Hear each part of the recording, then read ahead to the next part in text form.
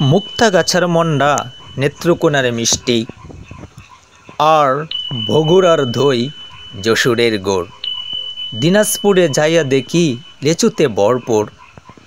জামালপুরের মিল্লি পার্ক, নাটোরের কাঁচাগোল্লা, চিটাগাঙ্গের মেজবানি আর রাজধানীতে পাকায় জনপ্রিয় হাজির বিরিয়ানি।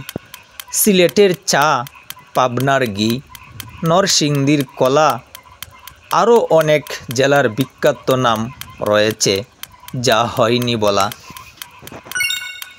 সবাই জানতে চায় আমার বাড়ি কোথায়। মোহনগঞ্জের পোলা আমি, নেত্রকোনা জেলা।